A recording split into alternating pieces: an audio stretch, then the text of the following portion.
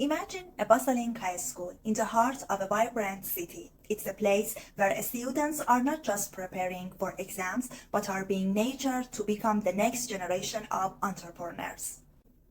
In this school, every student is seen as a potential innovator, and the hallways buzz with the excitement of new ideas and possibilities. This is where the core concept of Karin Berglund's paper come to life. Meet Sarah, a 16-year-old student with a passion for sustainable fashion. Sarah's entrepreneurship class encouraged her to turn her passion into a project. She starts researching ways to recycle old clothes and create new fashion items. The school provides her with the resources she needs: mentors, workshops, and even a small seed fund to kickstart her project. Sarah's journey isn't easy. She faces setbacks. Her first few designs don't sell, and she struggles with sourcing materials, but her teachers remind her of her importance of resilience and positive thinking. Core elements of the entrepreneurial self. They encourage her to view each challenge as a learning opportunity, not a roadblock. With time, Sarah's persistence pays off. She collaborates with local artists and fashion experts, refining her designs and finding her niche market. Her project grows, and she starts small businesses that not only recycles clothes but also educates her peers about sustainable practices. This isn't just about starting a business. It's about cultivating an entrepreneurial mindset. Sarah learns to see beyond immediate failures, understanding that entrepreneurship is a journey of continuous improvement and self-discovery. She embodies the enterprising self, constantly evolving, innovating, and pushing boundaries. Sarah's story is a testament to the power of entrepreneurship education. It shows how teaching young people to embrace creativity, resilience, and self-improvement can lead to meaningful real-world impact. It's about more than just employability. It's about preparing students to face the future with confidence and optimism. Think about this. What if every school embraced this approach? What if every student was taught to see themselves as a potential entrepreneur? The possibilities are endless. Let's nurture the entrepreneurial self in our school and watch as our future leaders rise to the challenge, fighting against all odds and shaping a better tomorrow. Welcome to InnoCity Analysis, where we explore the forces shaping our urban landscapes. Today, we delve into Karin Berglund's insightful paper, Fighting Against All Odds, Entrepreneurship Education as Employability Training. This research highlights how entrepreneurship education transforms the concept of the entrepreneurial self to enhance employability. The paper discusses the efforts to transform regular entrepreneurship into a specific kind of entrepreneurial self in education. This transformation is linked to the materialization of employability, where students learn to work on improving themselves, emphasizing positive thinking, creativity, and the value of their interests and passions. Under the guise of entrepreneurship education, school children are taught to continuously improve themselves. This ethic suggests that the enterprising self can never be fully accurate, creating an ongoing pursuit of self-betterment. While this can be motivating, it also sets an expectation to continuously fight against all odds. Entrepreneurship education emphasizes positive thinking and the joy of creating. These elements are critical in fostering an entrepreneurial mindset. However, this focus on positive thinking can sometimes overshadow the challenges and struggles inherent in the entrepreneurial journey.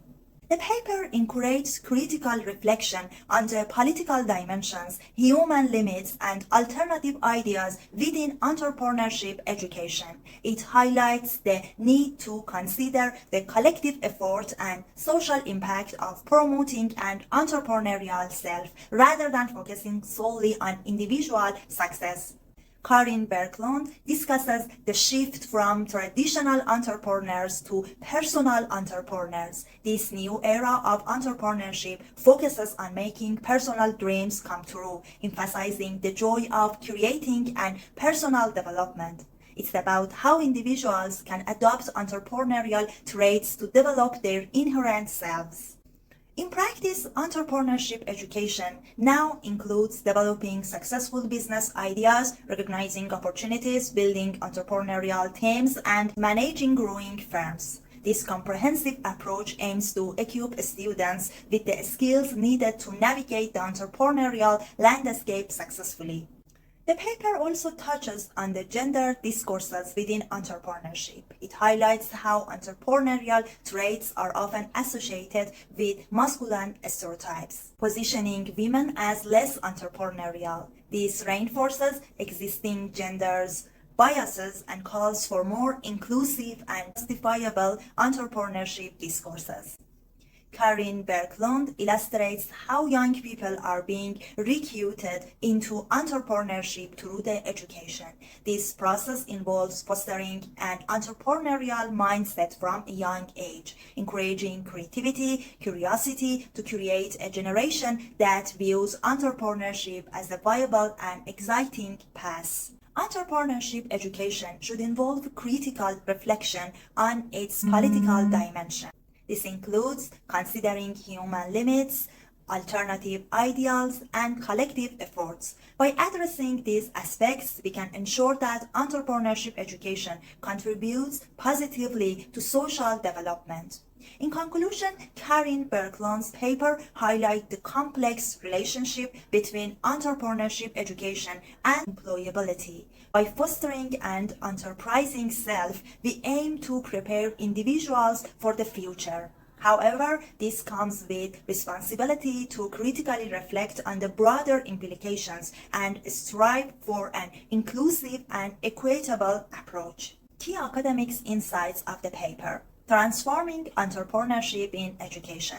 The paper highlights the shift from traditional entrepreneurship to fostering an entrepreneurial self in education, aims at enhancing employability through self-improvement and creativity. For this part, point number 1 is shift to entrepreneurial self in education, and point number 2 is focus on self-improvement and creativity. The enterprising self. Entrepreneurship education promotes continuous self-improvement, fostering a mindset that the enterprising self is never fully acquired, which can be both motivating and challenging. For this part, point number 1 is continuous pursuit of self-improvement. Point number 2 is motivational and challenging aspects. Positive thinking and creativity. Emphasizing positive thinking and creativity is crucial in entrepreneurship education, but it's important to balance it with an awareness of the challenges faced by entrepreneurs. For this part, point number 1 is importance of positive thinking, and point number 2 is balancing creativity with real challenges. Critical reflection on education. The paper calls for critical reflection on the political dimensions and human limits within entrepreneurship education, ensuring it supports collective efforts and social impact. For this part, point number 1 is need for critical reflection, and point number 2 is considering political dimensions and human limits. From entrepreneurs to personal entrepreneurs, there's a shift towards personal entrepreneurship, focusing on making personal dreams come true and emphasizing self-development alongside business creation.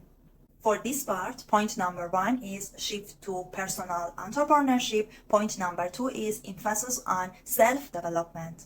Gender discourses in entrepreneurship. The entrepreneurial discourse often reinforces gender biases, positioning women as less entrepreneurial. The paper calls for more inclusive and justifiable entrepreneurship discourses. For this part, point number 1 is gender biases in entrepreneurship, and point number 2 is need for inclusive discourses. Political dimensions and social contributions. Entrepreneurship education should consider its political dimensions and social contributions, ensuring it supports positive social development and fosters an inclusive approach. For this part, point number 1 is political dimensions of education, and point number 2 is ensuring positive social contributions.